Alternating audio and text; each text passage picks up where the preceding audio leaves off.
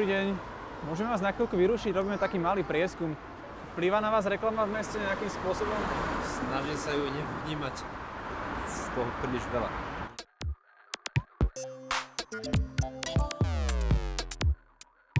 Billboardov je to celkom dosť. Tak billboardy podľa mňa sú úplne zbytočné. Ja neviem, tak každý potrebuje reklamu. Čo si myslíte o stave reklamy v meste? Tak určite mi vadí taký ten reklamný smog. Celé mesto je vlastne zahletené hnusnou škaredou reklamou, čo nemá zmysel proste. Je škaredá, aj mesto je potom škaredé. Ako škaredé to není, ale je toho možno veľa. Čiže nezaujíma vás, čo na nich? Nie. Viete čo, nejak to moc nevnímam, ja to nejak neregistrujem, ale vidím, že to je niečo veľké a to špatí. Je nejaká reklama, ktorá sa vám páči? Neviem, myslím, že nie. Here in Slovakia, I'm sorry, but the quality is low quality about billboards, about advertisements. Ja som študent, robím takú anketu, že čo si myslíte o reklame v meste? O stave reklamy v meste? Je mi to fuk. Vizuálny smog je súbor opatrení vytvorené človekom, ktoré negatívne zasiahli prostredie, v ktorom sa človek pohybuje. Niektorí jedinci, ktorí toto estetické cítenie majú viac vyvinuté, sa v takomto prostredí necítia dobre, môžu byť negatívne až depresívne ladení a môže sa to celkovo odraziť na ich nálade. Samozrejme, každý človek má tú hranicu inde a do istej miery je táto citlivosť aj ako keby vytrenovaná. To znamená, že keď sa človek od začiatku pohybuje v prostredí, ktoré je neestetické, ktoré je vizuálne znečistené, tak časom to prestane vnímať a berie to ako normu. A to je vlastne ten problém.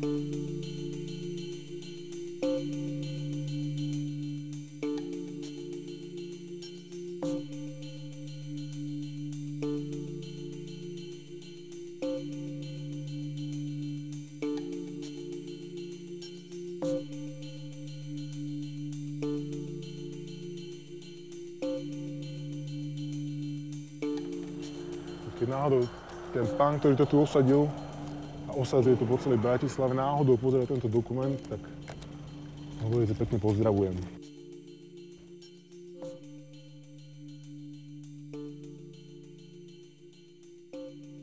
V prvom rade treba si povedať, že je dobré, že to niekto identifikoval ako tému. Tá téma je dobrá, je aktuálna a odráža nejakým spôsobom to, kde civilizačne sme.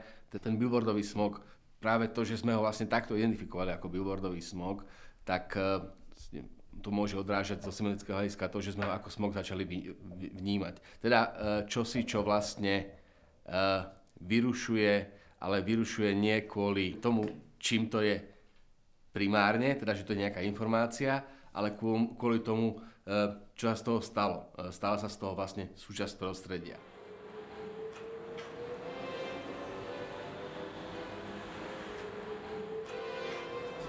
Ako človek, ktorý cestuje, vidím tie rozdiely a to vidí veľa ľudí. Stačí sa, dostať do Maďarska, kde je situácia s reklamou úplne iná pri cestách ako u nás. Stačí ísť do Rakúska, alebo platí pravidlo, že čím vyspelejšia krajina, tak tým je tie reklamy tak nejak rozumnejšie.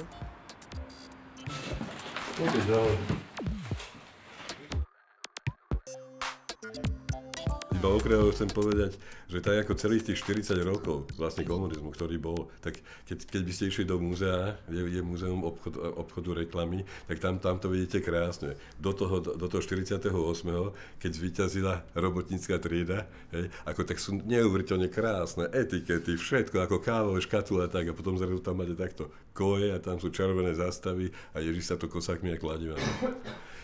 Jednak ju nebolo takmer treba tú reklamu, lebo ste sa dozvedeli, ako Lásica Satinský, že iste poznáte, ide po ulici a sa pýta, dobrý deň, kam sa tak ponáhľate? A on hovorí, idem si kúpiť topánky, Julo hovorí. A kde dostať kúpiť topánky? Topánky? V predaniach obuvy. Teda nie v mliekárni? Nie, v predaniach obuvy. To ste sa naozaj dozvedeli z tej reklamy. Oni si robili z toho srandu, ale o tom to bolo. Ale pre nás bola vtedy predstava demokracia a slobody, električka s veľkým nápisom Marlboro. Dneska si na to pozerám inakšie. A tá zmena z tých 5-7 subjektov, tam nastala neuveriteľná zmena. Tam v priebehu pár týždňov, tam boli desiatky, stovky reklamných agentúr. Takže my sme dobehli potom aj západ, sme dobehli v kvalite, ani veľmi nie. Ale dobehli sme v kvantite, ale tak vyvíjame sa, no.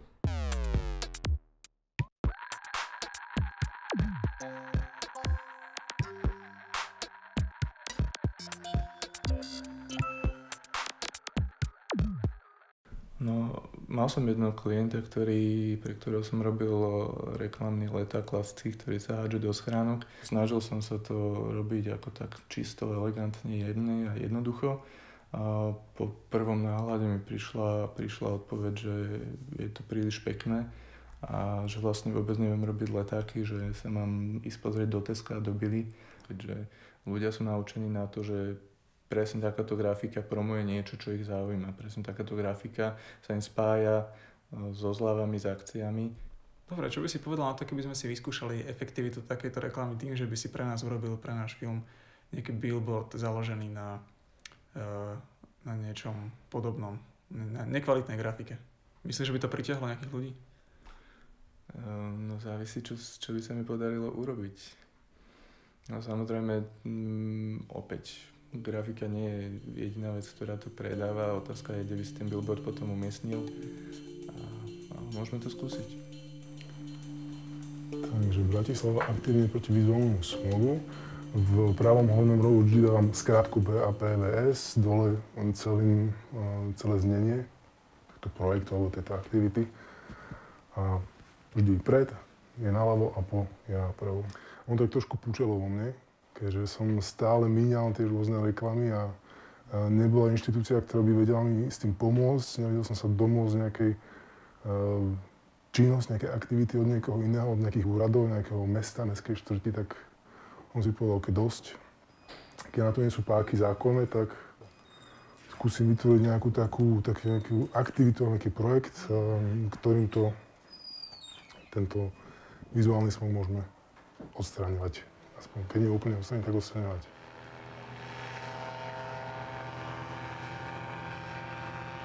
Skúsme ešte povedať tejto forme reklamy. Tak v podstate za mnou sa nachádza billboard, ktorý je výsledkom toho, že u nás predsa len trochu viacej absentuje tá úprava alebo tá koncepcia tej vonkajšej reklamy, pretože napríklad vďaka tomu, že náš stavebný zákon z 80. rokov je nastavený tak, že v prípade, že si len položíme nejakú reklamu a dáme nejaké betónové kocky na jej spodok, tak nepotrebujeme prechádzať takým tým klasickým procesom a stačí iba súhlas toho majiteľa pozemku, tak môžu vznikať takéto rôzne rýchlo kvasené reklamné plochy, ktoré sa nachádzajú všade okolo mesta, hlavne na výpadovkách. Známe bola tá kauza takýchto podobných billboardov pri diaľnici smerom do Trnavy, kde bolo veľmi veľa a boli tam tiež vlastne uložené pomaly aj v rozpore s majiteľom toho pozemku, ale čo sa s tým dalo urobiť a doteraz tam sú stále. Že tie samosprávy si s tým nevedia rady a zároveň je to aj príležitosť, prečo môžu vzniknúť také rôzne reklamné agentúrky, ktoré vám namiesto toho, aby ti ukázali nejaký výber reklamných plôch, tak ti skoro sa teba spýtajú, že kde chceš tú reklamu mať a oni ju tam nejako položia.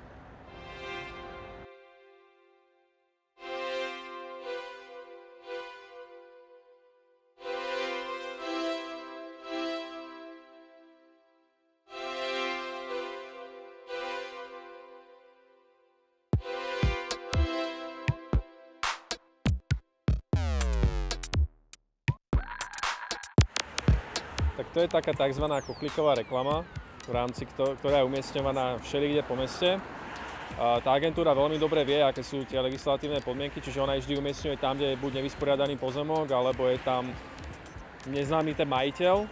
To znamená, že oni si to takto položia, tá samospráva s tým, že vraj nemôže nič urobiť a takto tu vlastne skrášľuje tie verejné priestory bez toho, aby platila akékoľvek dane alebo poplatky.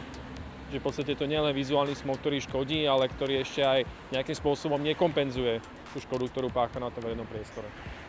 Problém spočíva v tom, že sa jedná o súkromný majetok, ktorý je umiestnený vo verejnom priestore a ktorý je v podstate zabezpečený tým, že nedá sa s ním pohnúť voľne, že sú tam vlastne tie betónové kochlíky. To znamená, že to má právnu ochranu v podstate zamknutého auta. Čiže keby tá samospráva to zobrala odtiaľto, dajme tomu svojvoľne, tak by ju mohla tá agentúra, ktorej patrí tá reklamná plocha, zažalovať za ušlý zisk, za nejakú škodu, že to spravili neoprávnene a tak ďalej. Preto sa tie samosprávy toho boja.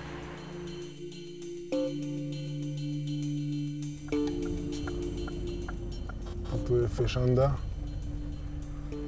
Zasvietím ti na ňu aj. Takže toto si dovolia normálne podnikateľa na Slovensku, bez toho, že by ich niekto mohol pokutovať, alebo napádať, alebo im to mať za zle nejakým spôsobom. Čiže kúpiš si vrah za 3 koruny, ostavíš ho určite v Bratislave, dáš tam mega reklamu, nejaké reflexné prvky a máš zadarmo reklamu. Nepotrebuješ investovať do billboardov, do reklamy v rádiách, televíziách, máš to tu, hotovo. Zadarmenko. Dobre.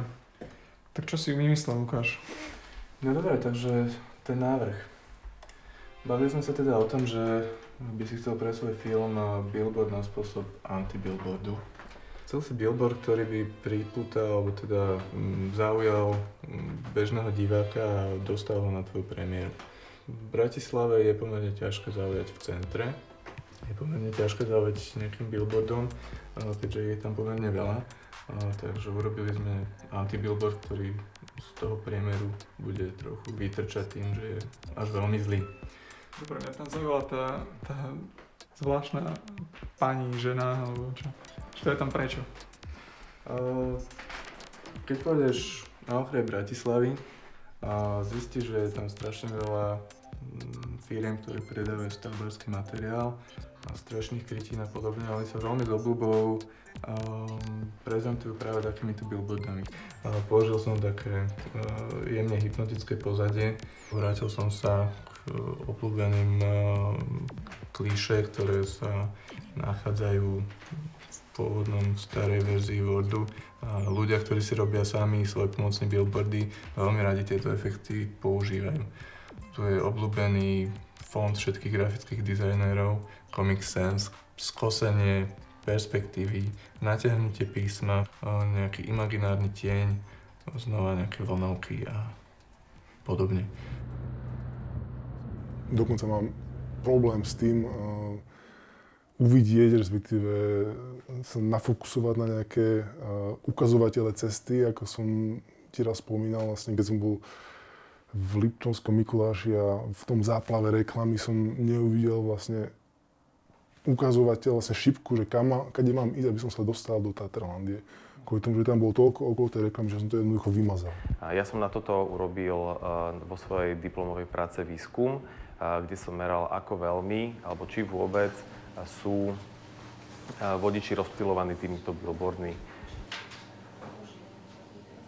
Vlastne som jednu skupinu otestoval tým bežným testom a druhú skupinu som otestoval s obrázkami o doplnený o vizuálny smog. A záverom mojej práce bolo, že vplyv billboardov na správanie a pozornosť vodiča je signifikantne významný.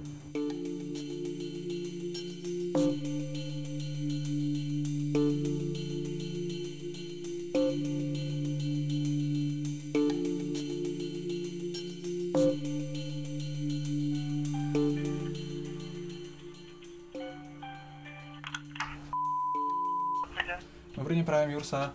Ja by som chcel nejakú svoju grafiku dať na billboard. Bolo by to možné? Bolo by to možné.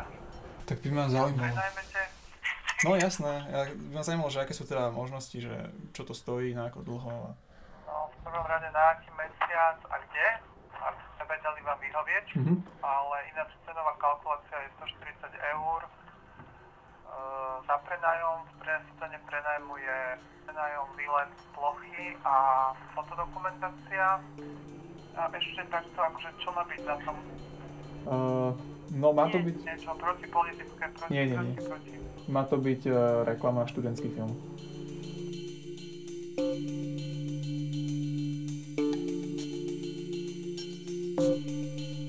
Ak by sme sa spýtali Davu, ak by sme sa mohli Davu vôbec spýtať, či sa mu reklama páči alebo nepáči, tak povie, že nepáči. Proste identifikuje ako problém, ale neidentifikuje kvôli reklame, identifikuje ju kvôli veľkému druhému. Žižek a Lacan to nazývajú veľkým druhým a je to nejaká akoby objektivizovaná predstava o svete, ktorá nám tvrdí, čo si máme myslieť. Reklama je dlhodobo vlastne vnímaná ako čosi, čo nám vlastne prekáža, s tým, že Táto predstava jednoducho je, toto je ten postoj toho veľkého druhého a my, alebo ten dáv, ak by teda jestvoval, tak sa snaží nejak tomu prispôsobiť. Hovoril si o tej regulácii tej nelegálnej reklamy a či sa dá nejakým spôsobom regulovať aj tá legálna reklama? Či existuje nejaký spôsob? Určite existuje a problém je potom zase s vymožiteľnosťou, lebo napríklad Staré mesto v Bratislave ešte za starostovania pána Petreka presadilo veľmi dobré všeobecno záväzné nariadenie o tom, ako má vyzerať reklama v Starom meste. A podľa tohto VZN by malo zmiznúť asi 60% reklamy zo Starého mesta. Bohužiaľ sa to jednoducho nedá spraviť, pretože sa proti tomu rozhodnutiu odvolali nejaké outdoorové spoločnosti a jednoducho sa to považuje možno za protiústavné.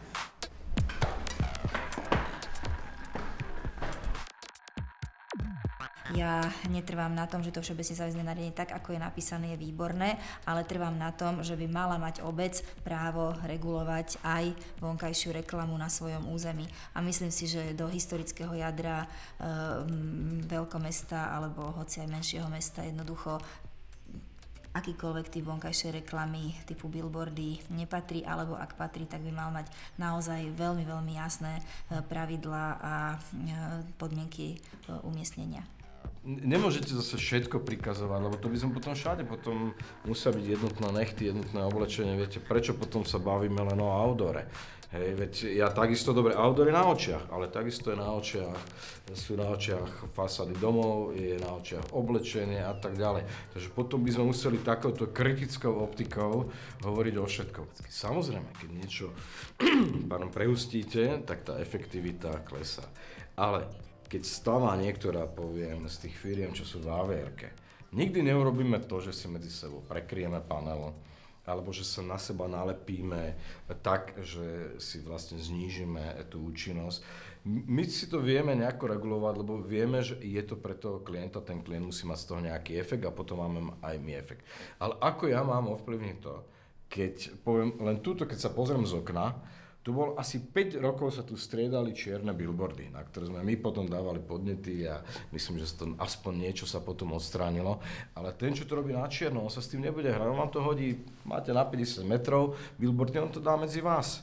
Hej, tak jemu to tam vydrží mesiac, dva alebo koľko, niekomu to predá za polovičnú cenu.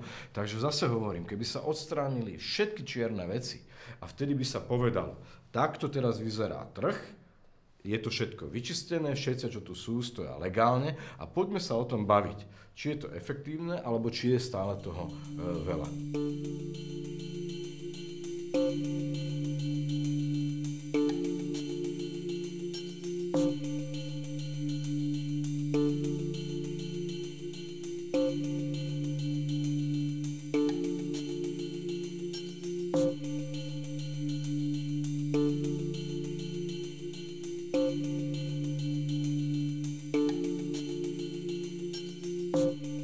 Jeden začne zapichovať tieto tabulky, tak ostatní to vidia a sú hneď vedľa ďalšia firma si tiež pozapichol. Myslím si, že ako keby to bol taký ostrovček normálnosti.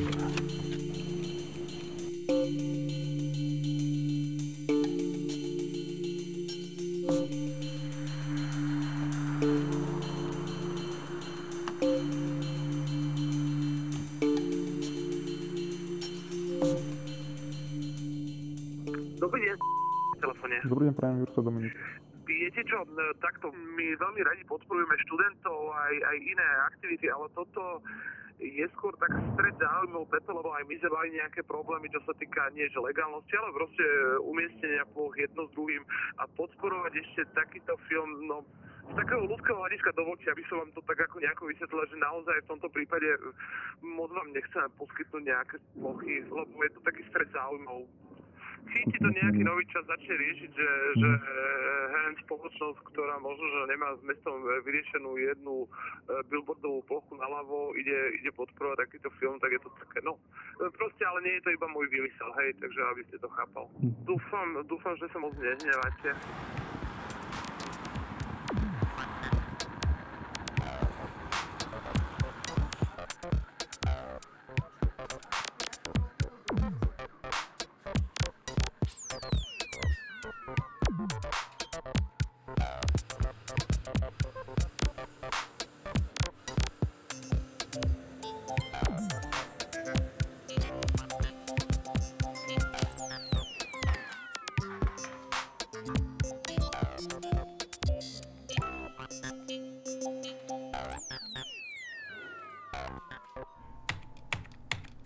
tu sú jednotlivé časti a teraz toto sú tie 4 základné princípy etickej praxe.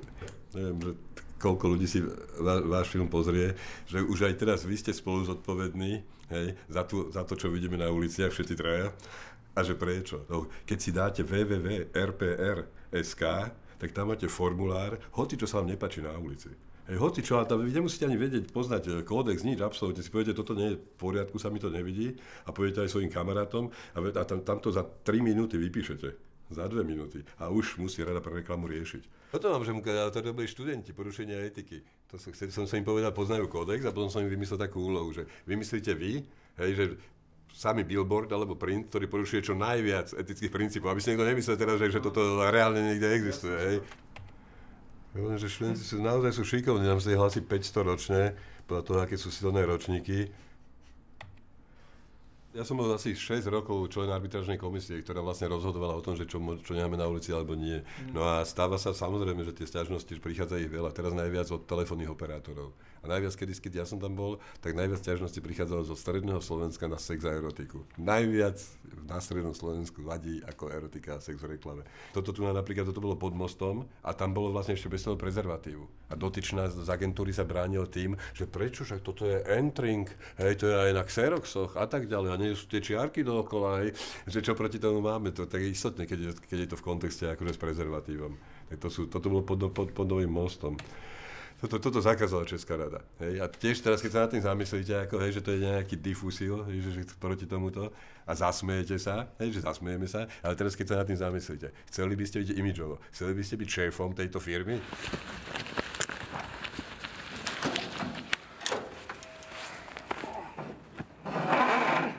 Kokos. Už chápem, prečo sa to tak ťažko odstraňuje.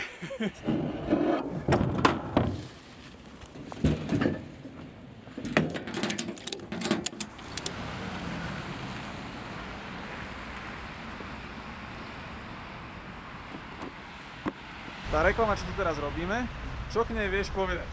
Je to pomerne bežná prax. Už takto niekto nabehne s takouto tyčkou a umiestni si nejakú svoju reklamu na ľubovoľnom trávničku a tvári sa, že je to akože v pohode. No, úplne v pohode to nie je, lebo zaberá tým verejný priestor a nekompenzuje ten priestor, ktorý si zoberie pre seba, z ktorého on má nejaký zisk alebo profitu. Prečo je to v pohode? No prečo by nebolo? Však si môžem dať reklamu kam chcem. To je moja reklama. Tak ja si myslím, že Vladin nereprezentuje úplne kritickú masu obyvateľov. Ja to reprezentujem výrobcu reklamy. Majiteľ. Kam by si to navrhoval dať, Matúš? Aby to čo najviac ľudí videlo.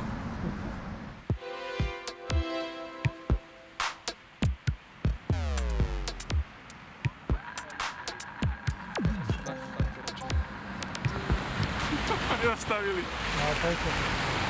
Môžu sa vrátiť. To mi padá.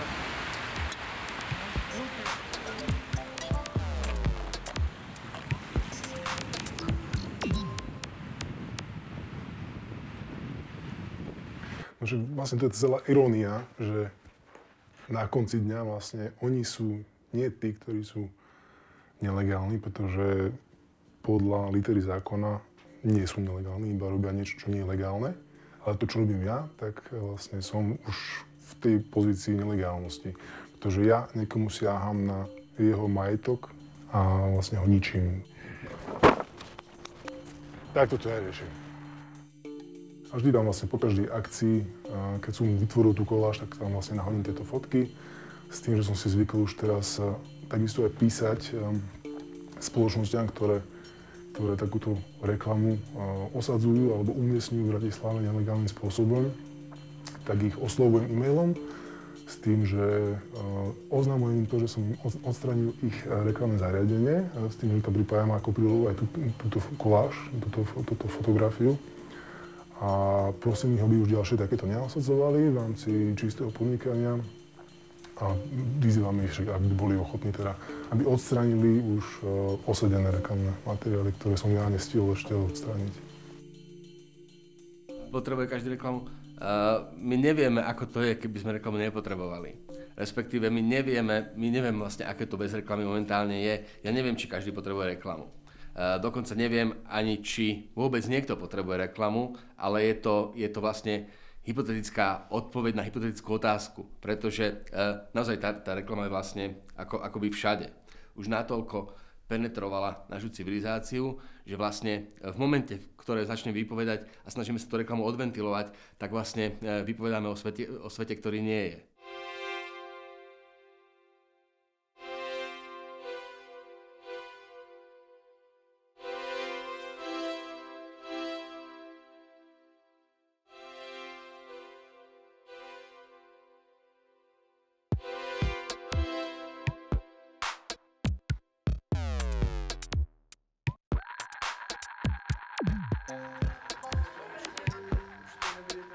Čo hľadáte? Ste kvôli filmu? No, to ste dobré. My teraz zistíme vlastne, že či to spustiť? Či tá reklama funguje, že či ste prišli na základe toho, že ste videli ten billboard. Ja som náhodou vyšiel okolo, hovorím si, nudím sa, čo budem dnes robiť? Aha, billboard, idem tam, prídem tam. Že prišli ste na ten film pozrieť? Ja, jasné, prišiel som sa na ten film pozrieť. A som jediný, že?